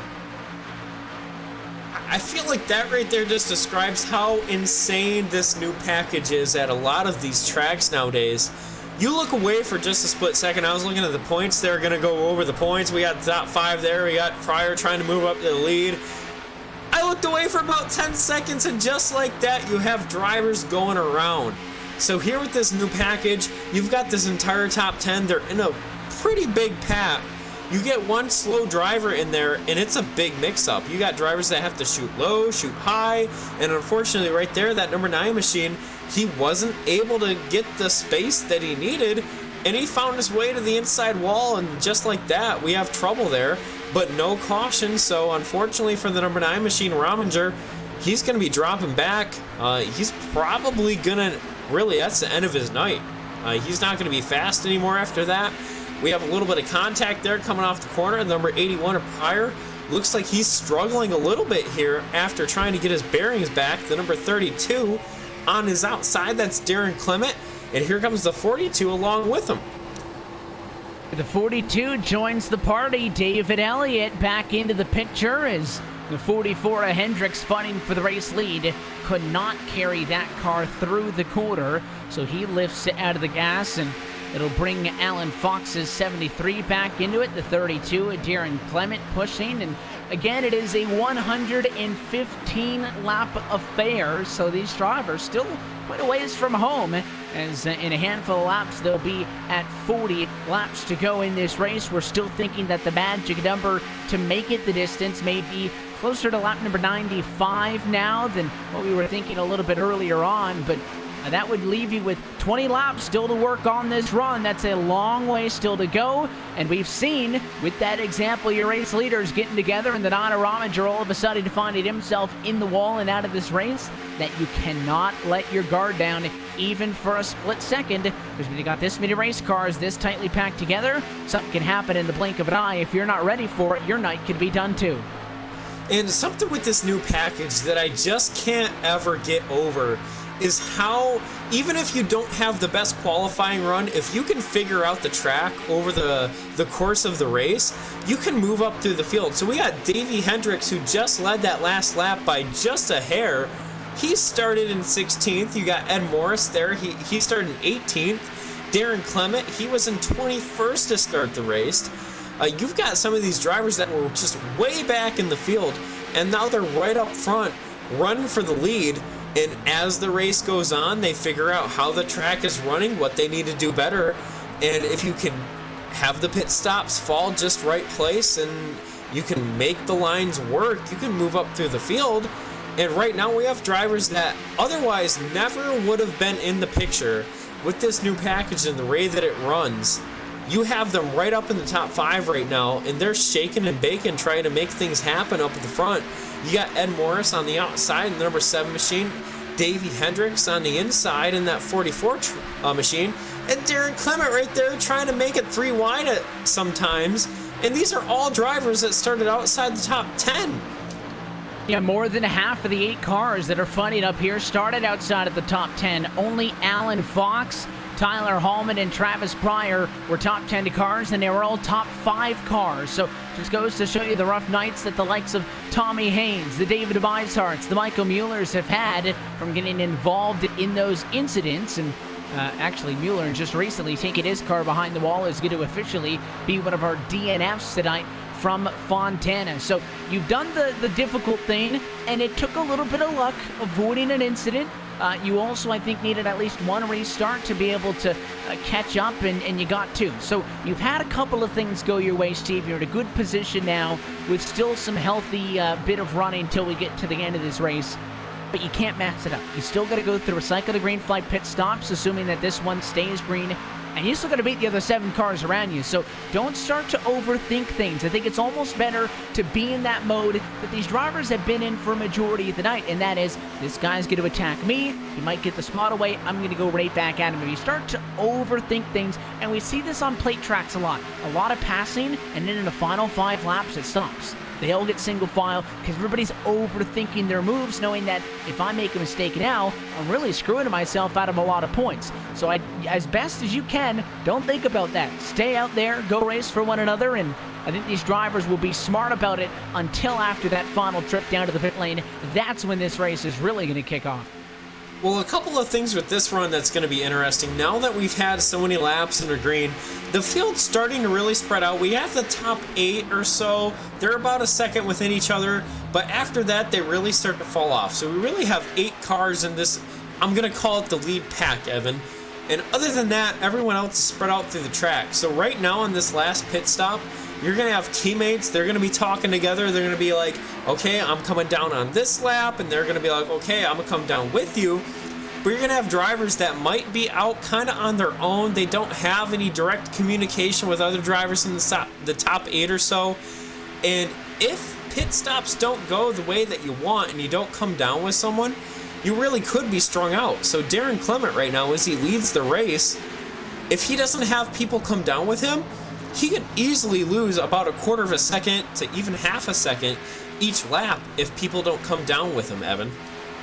And that's the key here, is if you're talking about a lot of drivers that are not in the same stable. If you got a teammate, it's not an issue because you're already queued up on a radio with them and you're going to be able to dial in and chat with them. And of course, the team championship standings as well is one of the more important things that we like to keep track of here on LSR TV. Primetime Motorsports coming into tonight, the team points leader that includes the Alan Fox camp and some other drivers, David Elliott, Ed Morris. Those are all primetime drivers going up against Simpson Motorsports. There's a handful of teams involved in this. Coordinating with cars that aren't on the same team as you and, would rather not help you out is difficult to do. But I think all the cars realize that it's of a mutual benefit to all of them to stay together, and you're not going to have as many drivers going around each other's backs as you might expect. Now, it gets down to the end of the race. I don't care if they're your teammate or not. You're going to door slam them out of 4 if it means getting a win in this Ricmotech Cup Series. But that time by, 35 laps to go in this race, just outside of the fuel window. Wondering if, because of the way the yellows came out, Steve, it wasn't cookie cutter. It wasn't the 30, 60, 90. They had a little bit of leeway. You could pit a little bit earlier. You could pit a little bit later. I wonder if some drivers will come in for the short pit. We saw on that first trip down to the pit lane that our race leaders at the time, Travis Pryor, who has actually slid back quite a bit. He runs in P6 right now, a second off of Clement for the race lead. The leader was the first one in. That's not always the case. Wonder if Clement, Morris, and the guys up front right now will buy into that same strategy, and to avoid being undercut, just kick off the pit strategy in their own right, and that almost forces everybody else to follow you in because you're getting on quick tires fast. So if you can convince a couple of other cars to come with you, I'd be the first one in right on the edge of the window, but you do have to keep in mind, you don't need fuel just to get to 115. There's always a chance you need more, and we saw that with the 3 attempts at green-white checkered just last week. Yeah, and that right there really, truly adds a level of I don't know what to do. Because it seems like if you don't get the green-white checkers, you're good to go to the end. But if you get one green-white checker, it almost seems like you're always almost going to get at least one more after that. So you got to have that fuel packed in the car. You got to be ready for that. So you really never know what to plan for. If you're on this this long green flag run like we have here tonight, you might choose to just take enough fuel to go to the end, but you might have those drivers that choose to take enough fuel in case the green-white checkers. But you also might fall at the time where you can't take enough fuel, and even if the green-white checkers do come out, you have to come back down pit road. So right now, as Darren Clement's in front of the field, he's probably thinking through all of those strategies with his crew chief. They're trying to figure out what the best plan for them is. I really think in the next 5 laps, we're going to start to see these drivers start to peel it on off, come down pit road, get the 4 fresh Goodyears, get the Sunoco fuel. And from that point on, it really just depends on how the race falls. If we get that yellow, everyone's going to be on a relatively similar strategy. If we don't get that yellow, there's only going to be about 2 to 3 different strategies out there, separated by maybe a lap or so. So here at Fontana, with the way that everyone's coming down pit road, strategy is important, but at the same time, it only makes so much of a difference. So we'll have to see here as we are continuing to make our way around the track. 85 coming to 86 laps complete here tonight out of 115, Evan. What do you think is going to be the key to this final run to the checker flag? Well, it's kind of funny because if you asked me earlier, I would have said you want to be the first off of pit road. But for Travis Pryor and David Elliott, those are the guys that were duking it out at the start of this run. After our last trip down to the pit lane, they're starting to sag back. It's still a single file line up front. They're all still connected, but a second and a half is a lot of time to make up. So I think it's a little bit of conserving your race car and maybe not being the one that everybody's attacking up first, but let these cars battle for 10 or 15 laps on the fresh tires and then come in. Now, of course, in a perfect world, you just sit back and you charge. It's a lot more complex than that, and that's why these guys are behind the wheel and we're up here in the booth, but maybe not challenging right off of the pit stops is going to be the solution. The longest run we've seen tonight was the one prior to our most recent trip down pit road. It was a 29-lap stretch. Well, we are now inside of that distance to the end of the race, so we are inside our fuel number to the end. You can come in whenever you want to come down all the way, and just to kind of make another point and to show you how rough of a night it's been for the 9. There's Mike Rominger on the outside. You'd think he's battling for the lead up here if you'd been tuning in all night, but again, that car damaged and out of this race is actually running a lap down, and he'll dive to the inside on the front here to let these cars go through. And just like that, Rominger does go that lap down. Everyone else, we have 14 cars on the lead lap. They're 16 seconds within each other, and of course 16 seconds is a very long amount of time at a track like Auto Club. But right now, the top five are really all there. They're about a second within each other, and then after the top 5, you have a small pack, and then after that, everyone is just spread out through there. So right now, I think that's where you're going to see the strategy come in. If you're sitting in 7th place, you're Travis Pryor, you can pass these cars, you've been fast all night long. You're sitting right now in 7th position in that number 81 machine. You might come down 1 lap earlier, and that quarter of a second that you pick up with fresh tires could make a huge difference. But at that same point, you just don't know who's going to come down with you, who's going to stay out, what's going to happen after that. If you come down pit road early, you're 2, 3, 4 laps earlier than everyone else, and a caution comes out and you have to take the wave by, now you're in trouble. So we're going to have to see how people choose this strategy here, especially drivers that we know that are fast. Pryor, Alan Fox. Those drivers have been up towards the front of the field all night long, but now they've kind of fallen outside the top 5. It's going to be a strategy game, Evan, here as we're coming down to these last laps or so. So we'll just have to see who does what. Darren Clement's out in front of the field.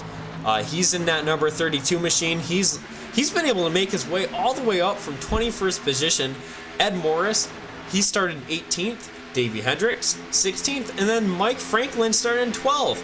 So 4 of the top 5 started well outside that top 10 for the most part, Evan. This is a really interesting race to watch transpire in front of us.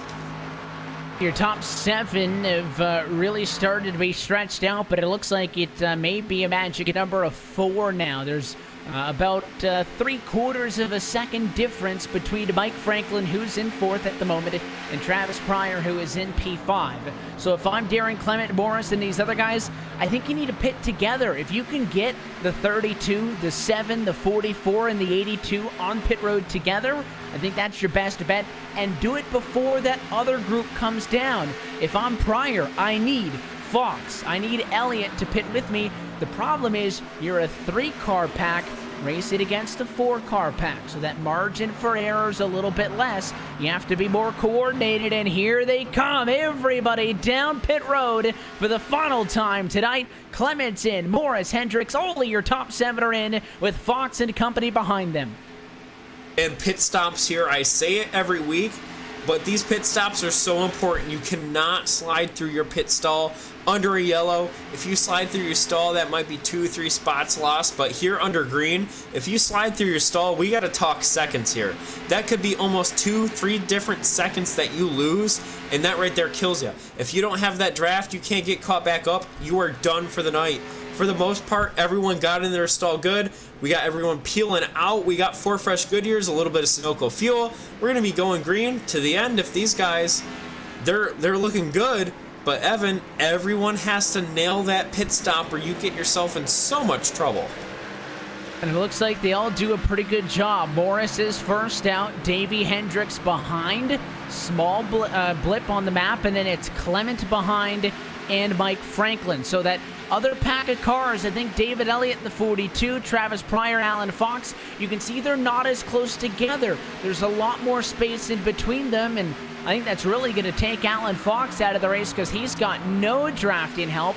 I think David Elliott has a slight chance of sticking with it, but your top 4 did exactly what we said they needed to do. Pit first and pit together, and now they're inside of 25 laps to go in this race, looking like they're in a great position to go to the end. Maybe your top 2, though, want to run away and take all of the fun for themselves because Morris and Hendricks are pushing one another, maybe trying to get some distance on Clement and Franklin and make it just a 2-horse race. They've divided that 4-car pack in half for now.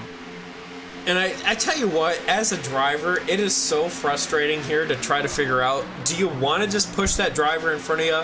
We saw last week at Indianapolis, if you had 2 cars go side by side, it killed your run. You were losing almost half a second to a second per lap because of the way the momentum worked. But here at Indianapolis, or Auto Club, it's a little bit different. You can kind of go side by side and not kill your lap. But if you're Ed Morris, you're Davey Hendricks, you're going to stay in line. You're going to quote-unquote work together with Tyler Hallman in front of this little 3-car breakaway here. You're going to stay together as long as you can because you would rather have 3 cars here at the end than have 10 different cars all jostling for position as Ed Morris goes to the inside, the 52. He's going to try to get that side draft there, but wow, what a run by that number 7 of Morris. He's going to clear him, and here comes the 44. And just like that, here comes Darren Clement. Darren Clement in that 4th position. He's got that draft. He's got that run. He's coming up to that front pack. So just like that, we could have ourselves a 4, 5, 6-car race for this lead. And it's really impressive that he was able to blend into the picture here. Tyler Hallman in the 52 machine now, and with some damage, drop it back from your race leaders. And He'll try to make it interesting, but he was off cycle with everybody else, having to come down to the pit lane at lap number 90. We were talking so much about how you have to pit with company. He pitted all on his own, Steve, and he's got some pretty severe right rear damage on the Northern Capital Chevrolet. So as he finds himself second in line, did a great job of merging. He'll go to the inside and fight for the race lead here. Is that damage going to affect him in a race that we have been harping on being so sensitive to the draft, and aerodynamics obviously a huge part of that? Well, and with this 2x2 battle we have for the front, here comes that draft. Mike Franklin, the number 82 machine, we saw him make some great moves earlier in the race, but he's sitting there in 5th. Now he's caught up, and we have drivers David Elliott, Travis Pryor. Travis Pryor, he's a little bit ways back. He's about 4 seconds off this pack. But we have 5 cars right on top of each other as we go 3 wide. Here comes the 32, Darren Clement, all the way down to the inside. The 52 caught in the middle. He's going to try to get to the outside. There he goes, 2 wide. But just like that, all this battling up here at this front pack, it's going to slow him down. But I don't know if it's going to slow him down enough for Travis Pryor, Alan Fox, Nick Hunt, all these drivers inside the top 10, but not up here in this front pack. I don't think they're going to be able to catch him. We'll see if they will be able to close the gap, but it certainly looks like it is a 6-horse race. Impressed that second half of this lead pack was able to stick with it. I thought it was going to be a 2-horse race at one point, but 6 drivers at the moment with a realistic shot at fighting for the race win. They still have to make it through now. 17 more laps to go from Fontana to the very inside. That's the bright yellow or bright green, I guess, if you will, Darren Clement entry. He'll dive to the inside of Ed Morris, but the 7 car, unbothered, stays high, get the run off for the quarter, and defend the race lead. But remember what I said about hanging it back a little bit, maybe not using up your stuff? Mike Franklin, David Elliott, P5, P6, not really forcing the issue now. See if they conserve that race car a little bit. Save a little of those tires. Go for it in the final 10 or 5. Maybe that could be the difference maker, because with the way that the fuel strategy worked out, Steve, it's almost a full fuel run to the end of the race, which means that when you're at the very end, you're trying to make the most aggressive and, most brave moves of the night. Your car is also driving at its worst. Oldest tires that you've seen all night long. So if you can conserve anything at all, try to take it. Well, and just like you're talking about here, I think we do have an onboard camera with the number 42 with David Elliott. He's sitting there at the rear end of this little 6-car pack, and I'm taking a look at this onboard, and he's really taking it easy in that number 42 machine. He enters the corner easy, he exits the corner pretty easy. I've got a hunch this number 42 machine, he's sitting there, he's got the draft. As long as he keeps the draft, he doesn't have to really worry. He might be conserving those tires so that last 5, 6, 7 laps, he can start really pushing, because these drivers out in front of him, they've already ran their tires out. So that number 42 machine just sitting there at the end of this top 5, the top 6 right here, he's sitting, he's waiting for that mistake. But I got a hunch David Elliott has something left in the tank that some of these other drivers might not have. And if that's the case, he's got to be feeling pretty good about himself, because, again, he doesn't seem too stressed about trying to get up front now. Of course, leading at lap number 100 right here only means you're going to be playing defense for the rest of this one. Advantage, though, that time by with 100 laps down and 15 laps to go. Went to Clement on the inside. It's been the he and Ed Morris show since the pit stops, as they've been side by side almost the entire time. Davey Hendricks a little bit quieter. That bright yellow 44 car scored behind in third. Then you have the 52 of Hallman, the 82 of Franklin, and the 42 of David Elliott, Alan Fox, and Travis Pryor. Those drivers who, if you ask me off at the top of the night, probably should have had the best cars and the best opportunity to fight for the win. And in the cycle there, 5 seconds off. The only hope that those drivers have of shooting for the win tonight is a caution flag. And again, this thing is not official until we get to the white flag. It's going to be the longest 14 laps of the season for the cars up here in the top 6. And we have 4 chances here at Green White Checkers, and we used about almost all of them last week at Indy. So we'll have to see if we get a caution here. That could change absolutely everything. And then taking a look at the top 10 right here, we have Bryce Senesac. He's sitting there. He's in P10. He started in 25th position. Of course, he's got a lot of ground to make up. He's not going to be able to do it. He's almost 13 seconds back. But you got drivers like him, Joshua Gillen. They're here on the lead lap. We get a caution. Those drivers, they're back up in the mix. You know, take a little bit of pit strategy, have a good pit stop, you move back up, and you're jostling for the lead. But right now, the 32, Darren Clement, takes the lead away from the number 7 of Morris on the high side. He's going to try to fight back. Here comes the 44 of Davey Hendricks, Mike Franklin, David Elliott. They're all there watching this battle, trying to figure out where they want to go as we're getting really close through 3 and 4, Evan. This is where we start to see a lot less give. When the 7 car tries to come down on Clement, he's not going to go all the way down to the white line to give him the space. He'll almost push the 7 car back up. That's how they end up glued on each other's door. But they both got as bit as a supporting cast, if you would. Mike Franklin, he goes to the bumper of Clement. The 44 car that time at Hendricks was on the back bumper of the 7. Looked like the 32 wanted to slide up, take the race lead. That time at a 2. Didn't do it though. The 7 aggressively keeping the nose there, and the fight rolls on through. 11 more times around. This time, is it gonna be Morris and Clement to fight for the win? Or again, are these 4 cars behind saving something up? They're certainly not driving as hard if they're not 2x2. So maybe Hendricks and Franklin are kind of in their own fight.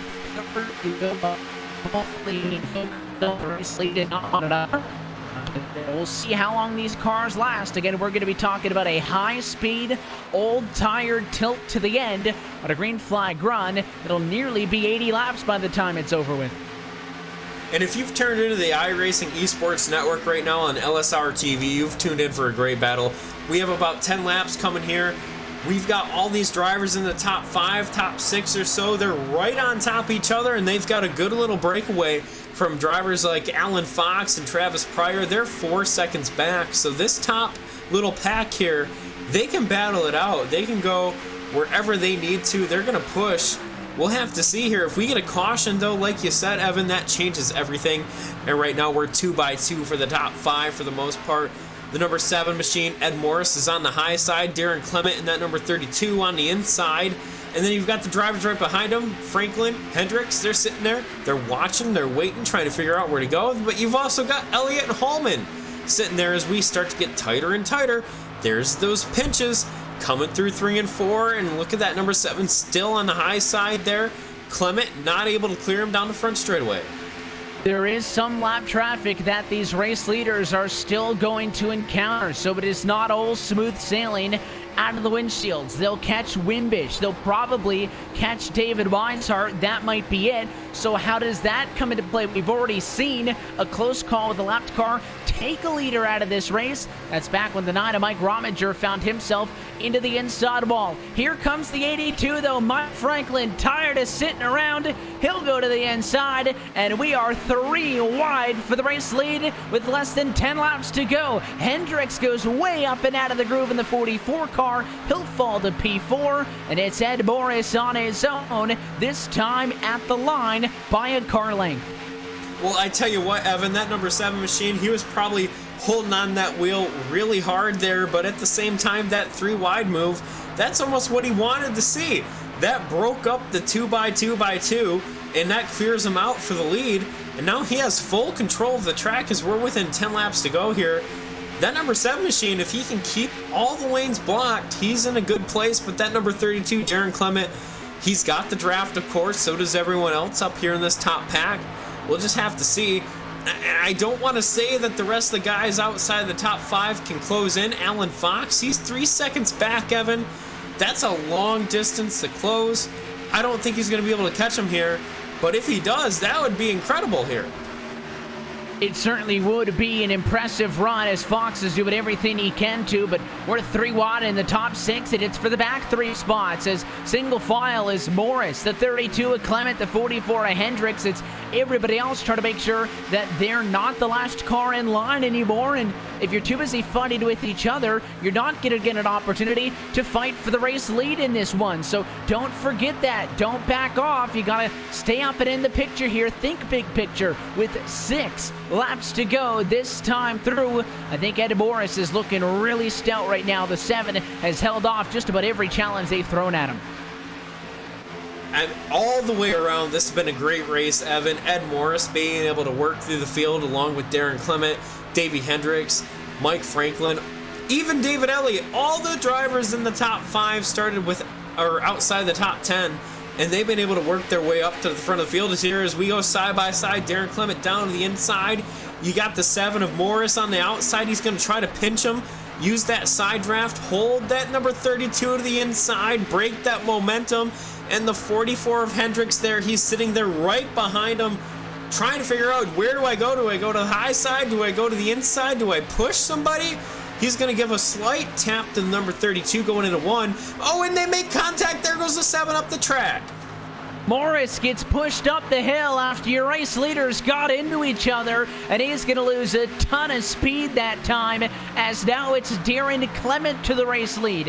Hendricks goes to the outside, so they stay side by side for P1, and if the 7 of Morris is going to try to recover, he'll have to deal with David Elliott first. I think that 7 car is hurt. The left side looks like it's a little bit worse for the wear, and he did not get good that time through 3 and 4. He falls all the way down to 4th position.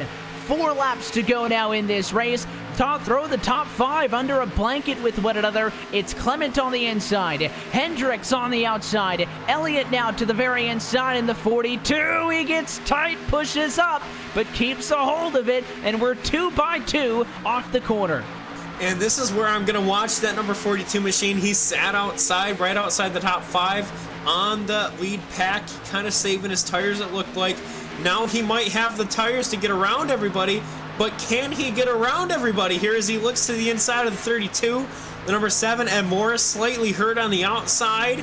Almost 3 wide there down the front straightaway. 3 wide, there it is. The number 82 machine, Mike Franklin, looking in the middle. And you got Davey Hendricks out in front of the field, just hoping everybody behind him continues to battle there. The 42 clips the inside, clips the apron, gets a little bit loose. Here comes the 32. Darren Clement gets a little bit of a breakaway there. The 7 on the high side, that's Morris. He's got the run as well. So we got 3 cars up towards the front. A little bit of lap traffic coming in the picture. Yeah, there is that 3 on the outside line as we try to see how they'll navigate. John Sterling said they'd probably catch him, and they did. He'll stay high, so it shouldn't be that big of an issue. Popsicle 6 in the air. 2 more laps to go from Fontana. A healthy margin by Hendricks to turn 1 is going to be clamped down to just 1 car length. Morris continuing the 7 car to try to work the inside, but it just won't stick down there. Clement going to try to cross him over. The fight's for 2nd place down the back straightaway. They'll head to 3 and 4 for the penultimate time. And you see Davey Hendricks out in that 44 machine trying to break the draft. You see the 7 there pinching the number 32, trying to get the draft on the high side. 32, he does clear him here. We're coming to the white flag here for the Ricmotech Cup Series. Last lap here, 115 laps coming to the books here. We're going to the checkered, Evan.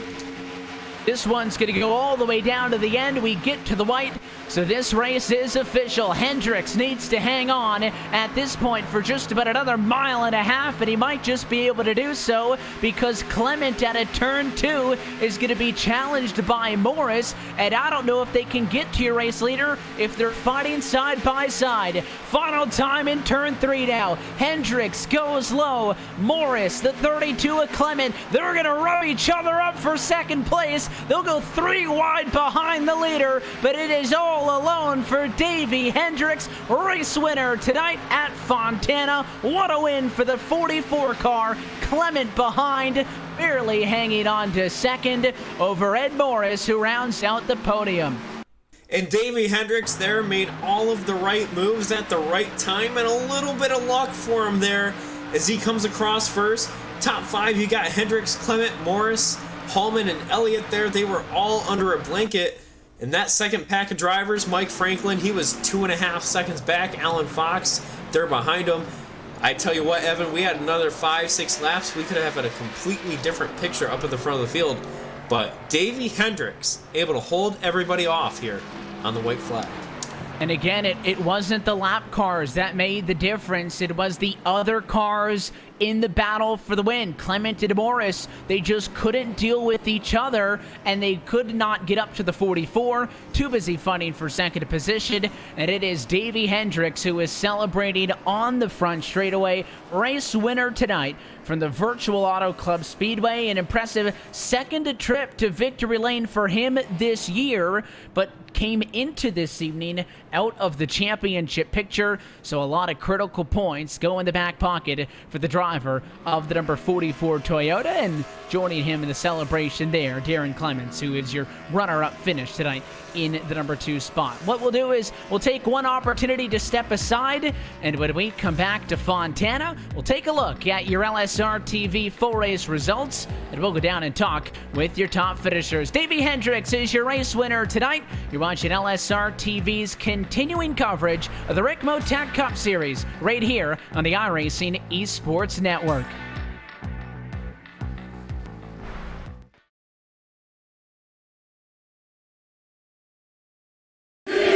Gotta love this time of year.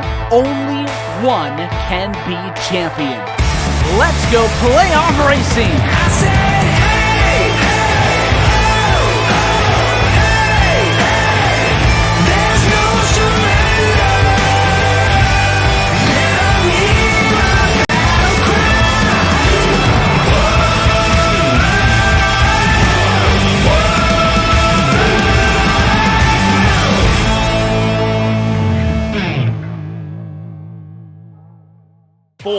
of the best sim racers. $100,000 on the line. Who will rise to the challenge? This is the most competitive and sought-after season in iRacing World Championship history. This is where legends are made. This is the Porsche Esports Super Cup.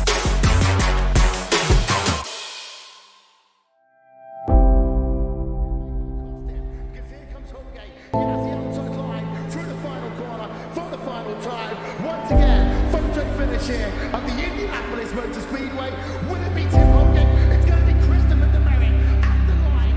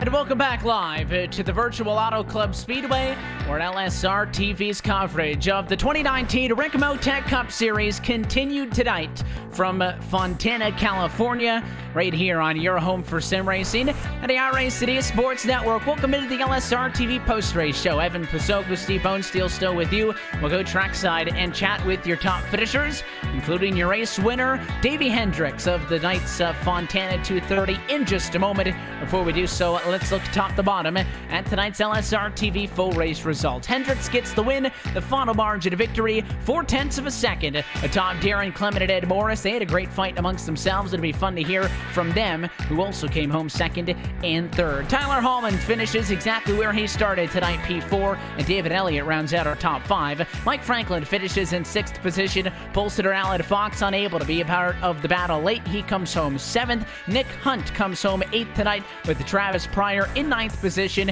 and last week's winner, Bryce Senesac, rounds out your top 10. And then we had Joshua Gillen in the number 40 machine right outside the top 10 there in 11th position, followed by Michael Thwaites, Randy Perdue in 13th, and Bobby Tinch. Those were your lead lap drivers. Then we had some drivers involved in some incidents on the track. We had Jerry Glenn. He finished in 15th. Mike Rominger, he was there in 16th. Wimbish, Eisenhower, Haynes, and Weishart rounds out your top 20. Tough night for Weishart, leading the points going into the race tonight. Unfortunately, it looks like he's going to be losing that spot here outside the top 20. Over to you, Evan. He had 39 on the cut line, so he should still be safe, but might make things more interesting with 4 races left to go in the regular season. Dalton County finished behind him 21st with John Sterling in 22nd. Again, all of these cars finished in the garage. It includes Michael Mueller in 23rd position, the outside pole sitter Tommy Haynes in 24th, with Jay Pryor 25th, and M. Scott List Ramler in 26th position. It's a complete look top to bottom at your Ford Entertainment Group full race results. FEGPC has been serving the iRacing community with custom-built affordable computers specifically built and tuned for iRacing. Your PC will come with everything you need preloaded so you can get racing as soon as it hits your doorstep. Get yours today and join the 600 plus iRacers already enjoying a Ford Entertainment Group computer. PC builds to fit every budget from $540 and up. For more info, log on to fegpc.net. Should code LSRTV10 and get your build quoted today. Let's head down to Ricmotech Cup Series Victory Lane, where we are standing by with the driver of the number 44 machine, Davey Hendricks, once again a winner in 2019. Tonight it comes from Fontana. Davey, congratulations on the win, and what a way for it to start. A couple of big wrecks that you were able to find yourself through, and then some critical exchanges of green flag pit stops on a really long run to the end that you guys seemed to pace perfectly. Yeah, tonight, I mean, I was telling my teammates, it's either I've wrecked or I've won this season. And I mean, I'm not going to complain about the wins, but some middle runs would be great. I got lucky tonight to miss those big wrecks. I was sweating it the whole time because it was such good, hard racing all night. It's the one thing this package does very well is just make the racing so close, so fun to do. And of course, this racetrack in specific really lends itself to kind of racing with this package at its full potential. Night race, cool track temps, a lot of grip, but of course, a very wide racetrack and a lot of cars packed in there. How did you kind of pace yourself through this one to not get too excited early on and to be able to survive? Because it was really nonstop action all the way throughout, but we did see in the incidents that happened, some drivers got a little bit too aggressive, maybe when they should have preserved, because 115 laps, a long race. I qualified towards the mid backpack, so I tried to, let the field fan out at the beginning, and then as much as I could, I tried to stay towards the bottom of the racetrack because I knew if something big happened, the cars are going to wash up, and if you're that far up, you're kind of, you're in trouble because you can't go anywhere. I think there was one wreck. I don't know if I came up or Tommy came down or what. And I felt bad because I felt like that took out a couple of good cars, but it was just a lot of pacing myself, a lot of just trying my best to not get close to anybody. Of course, you paced yourself quite well and into victory lane tonight from the virtual Auto Club Speedway. And, it adds to the cabinet. But coming into tonight, after tonight now, 4 races to go in the regular season. But into tonight, you found yourself quite a ways down, 21st in the championship standings. But I believe that was only 11 points out of a playoff spot. So this win's a huge step in the right direction. How do you keep this momentum rolling into next week's race at Texas to make sure you got an opportunity to put this car in the fight for the championship?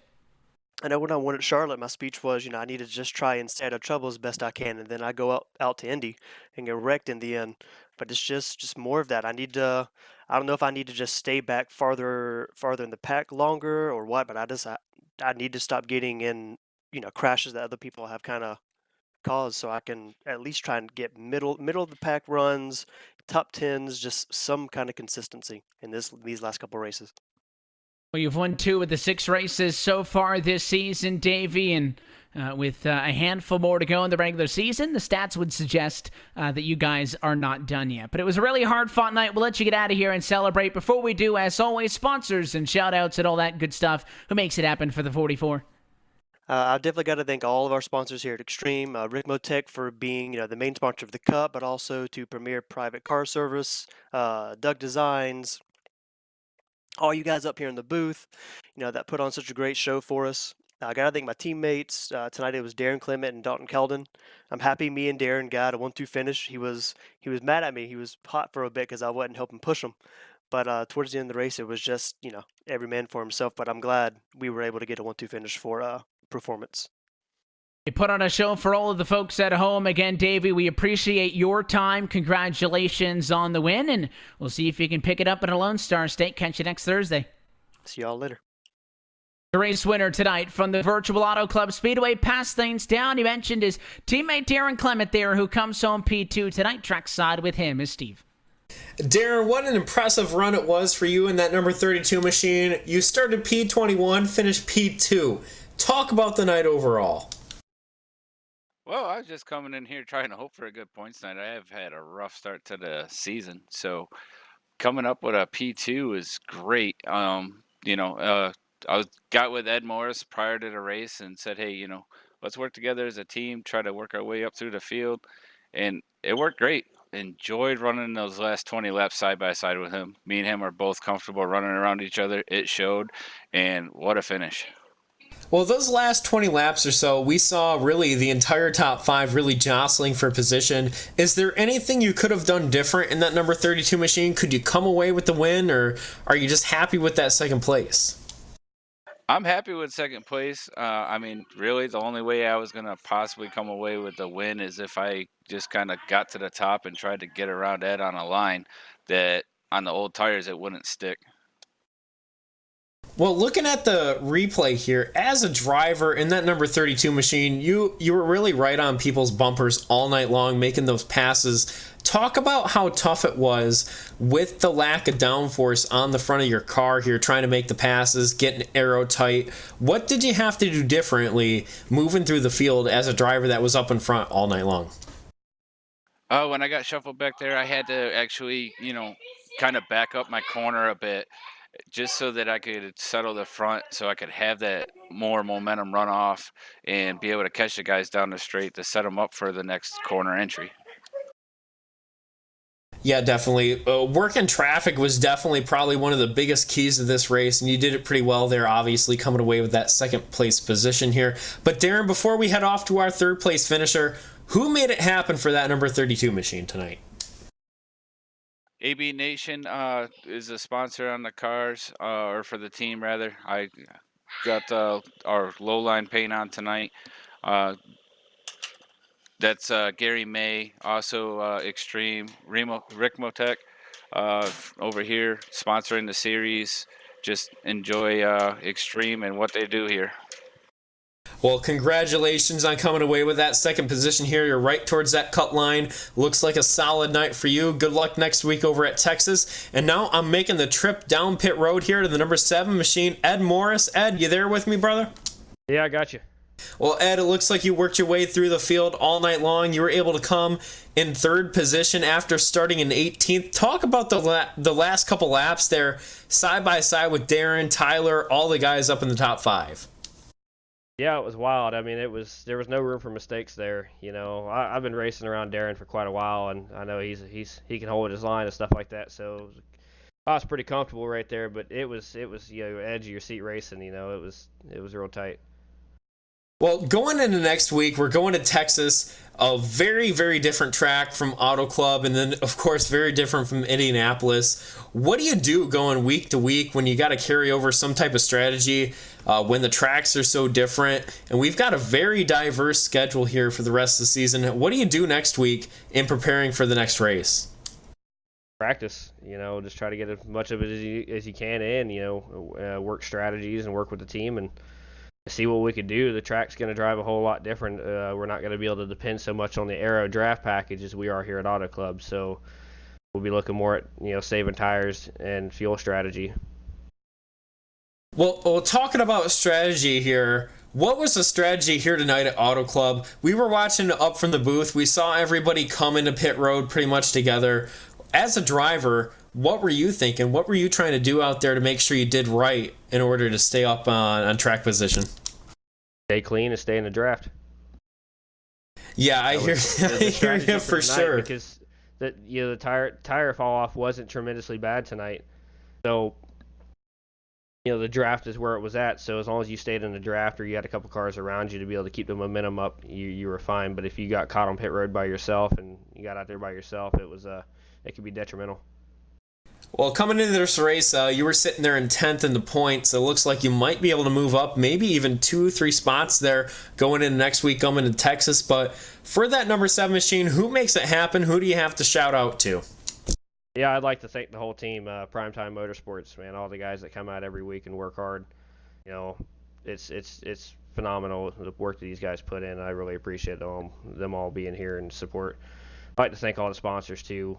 Over and Beyond Painting, Carolina Gaming, for them coming on board this year and helping us out. Also, I'd like to thank all the fans and everybody else, the admins and guys up in the booth. We really appreciate it. Well, it looked like a solid race for that number 7 machine. We're sure we'll be watching you next week here at Texas. We get closer and closer over the chase. Congratulations, Ed, on the 3rd place finish. You started 18th. You moved up through the field pretty well. Over to you, Evan, to close it out. Well, big thanks to Ed as well. Davey Hendricks, Darren Clement, as always, top 3 giving us some time post-race. Always good to hear it straight from the horse's mouth, per se, and it was an exciting, non-stop night of action from start to finish at the Virtual Auto Club Speedway. Davey Hendricks gets his 2nd win of the season, Steve, and big playoff implications. Guys that maybe were safe at points coming into tonight, having to poor points nights, maybe not necessarily dropping all the way out of the top 12, but getting closer to the cut line. And then he had drivers like Davey Hendricks started below, racing their way closer. Things got a whole lot tighter with 4 races to go in the regular season to figure this thing out. Yeah, we watched a lot of drivers, Evan, go front to back and back to front. Drivers of note, Travis Pryor, he started 3rd, led a lot of laps here tonight. He finished in 9th, and then you got drivers like Bryce Senesac, last week's winner. He started outside the top 15 by a mile in 25th, and he finished in 10th. So going into the next week at Texas, I think the next couple weeks are going to be very important for these drivers if you want to have a chance at getting into the chase. And of course, we hope that you join us every step of the way as we close in on the chase for the championship. But that is it for us here tonight from Auto Club Speedway. On behalf of our entire team at LSR TV, the folks behind the scenes, and for your team tonight, for myself, Evan Pasoko, for Steve Bonesteel, and our producer downstairs, Hugo Luis, want to thank you for tuning in and congratulate Davey Hendricks, winner tonight from Fontana. We'll be back at it next Thursday night. That one comes up August the 1st, and as mentioned, it takes place at the Virtual Texas Motor Speedway. That race and every race of the 2019 Ricmotech Cup Series can be found right here on LSR TV and the iRacing Esports Network. Until next time, though, good night from Fontana, where Davey Hendricks is your race winner.